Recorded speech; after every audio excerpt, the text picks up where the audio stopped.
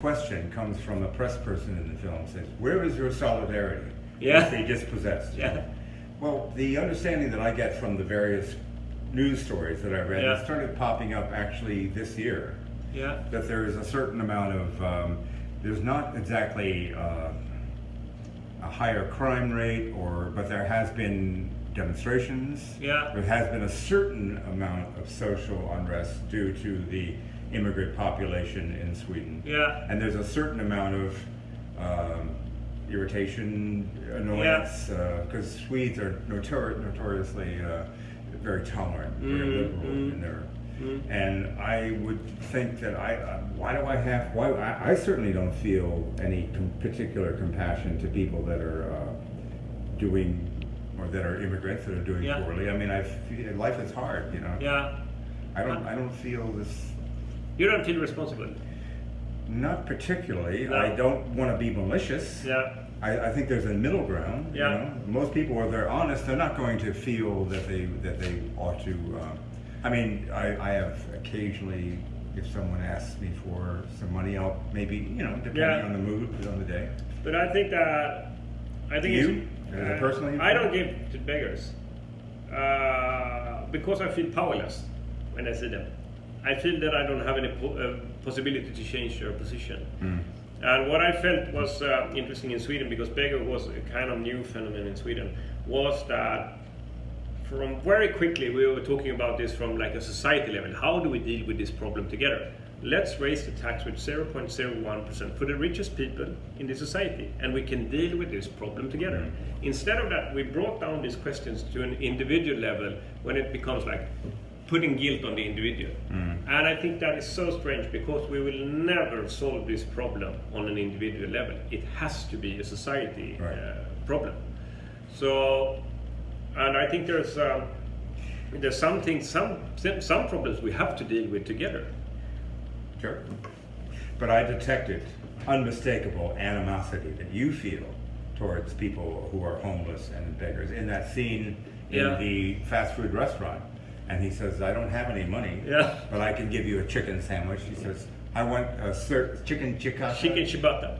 And she says, "No onions." Exactly. And he goes, "Okay." And then he just orders it, and he gives it to her and says, "If you don't like onions, take them out." Yeah, exactly. I mean, that's you. Yeah, that's definitely me. So you're not exactly beating heart or compassion here. You know what I really want to do in my movies is to show when we are pushed into a corner, and even if we have like a belief in ourselves that being great morale and great ethics and that we are good human beings, because I think most of us actually think that we are. I think the most interesting things is when we fail, because then we can learn something out of our failure. And that situation with the chicken ciabatta, that's something that happened to my ex-wife. She told me, "I'm giving this beggar every day some coins," and then I said, "Sorry, I don't have any coins today, but I can buy you something." And it's like, "Yeah, chicken ciabatta, please." And it shifted the hierarchy in such an interesting way that suddenly the beggar have demands, and then you get provoked.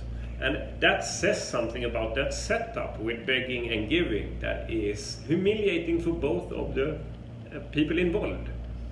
I would say everybody's very careful about their politically correct terminology here. And the preferred term is not bums or beggars, but homeless here. Temporarily homeless, but I think the word beggar is almost like bum. Yeah, but is that common? That's the term in Sweden. In Sweden, the beggar is a very new phenomenon, because it happened also because they opened up the borders because of the Schengen laws in the European Union. So suddenly came a lot of Romanian beggars, and they are sitting on the streets begging, and then they are going back to Romania. So it's a new kind of phenomenon, and of course there are like people that are on the streets of this society because of a lot of different reasons, but this phenomenon is basically made out of begging, and it hit the guilt feeling in the Swedish people spot on, because we were not knowing how we should deal with this. So of course someone is not. You can talk about these phenomena in many ways. You can say is a human being that is begging, or you don't have to put that person as a beggar. That's what they are doing. They are begging. You know, I was trying very hard, having seen the original Can cut. I understand you dropped, what, 2 or 3 minutes? Something like that? Yeah. I really didn't notice it. Yeah, no. It's more in and out points in the last half an hour. Okay. Increasing the speed a little bit. I wanted to make it a little bit more dynamic in the end. So. We are meant to presume that the parents of this young boy, the angry young boy, felt humiliated by this episode and therefore they left? Is that what I'm meant to think? No, I didn't see it in that way at all. I see it as, I'm inspired of a Swedish poem that is called Playing Marbles.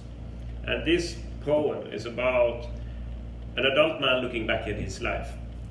And it's about an incident when he was playing marbles and he had 50 marbles and he was playing towards someone that had only 5 marbles. And of course you win then, because statistically it's almost impossible to win if you only have 5 marbles. And he wins these 5 marbles and he walks away, but then he regrets himself and he feels that was not fair. So he's trying to find the boy, but he can't find him. And he's looking for the boy everywhere.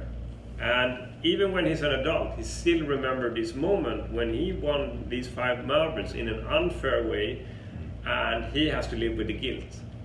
And my idea was that Christian is like put up to this thing where he morally is doing wrong, and when he loses his position, he has the possibility to go out to that place and try to do good. But the moment is over, so he has to live with the guilt, and he will for always remember that guy, remember that boy. And I wanted him to share that with his daughters that moment. Is there by any chance is that dog biting episode that you mentioned that happened around the turn of the century? Was that captured on video? Is there something else? I think that if you Google Olle Kulik, then you definitely will find images of him. Okay. Doing this particular thing? No, but we will see him as a dog, because I actually found images when he is a dog.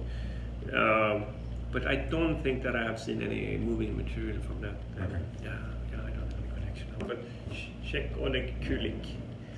It's common when a film is about to come out to usually during the promotion period you record the commentary track for the Blu-ray. Yeah. Have you done that yet? No, I haven't done that, but we are going to do it in Sweden. But you're going to do it soon? I think I will do when I get back to Sweden quite soon. Yeah. What were you thinking about? I just would love to be able to. Okay. I'm looking forward to hearing it. Okay, but then I will tell you. Because it opens up a lot of things when you have, a better part of 2 hours to talk at will. Yeah. How many interviews have you done about the square since last May? 40, 50? Are you kidding me? Are you kidding me? 100, 200. Oh my goodness. Okay. But it's okay. I mean, for me, it's also. I think that the main reason that I make movies is because I think there's a content that is important in some way, and you want to change some attitudes in society. You want to change the way that we're looking at some things. And I have been using provocation quite much in order to make people think about the content in a way. And parallel working with the movies, it's very, very important for me to talk about the content of the films, that I actually have thought through what I want to do, and that I have an idea with every single step of this why I'm doing what I'm doing. And I enjoy talking about it also. Didn't I hear about you jumping into a film pretty quickly after the Cannes? Did you start making something? I'm working on a new project. You know what we have done? Yeah. I have had 4 films in Cannes. The day after every screening, I have been going to a little cafeteria that is in Cannes together with 2 of my colleagues that I work together with. And there on that little table, we have decided which will be the next project. And I've done that on every 4 of the films. And now, this year, I decided I'm going to make a film that is called Triangle of Sadness. And Triangle of Sadness is when you have a wrinkle in between your eyebrows, because you've had a lot of trouble in your life. Oh, really? Yeah.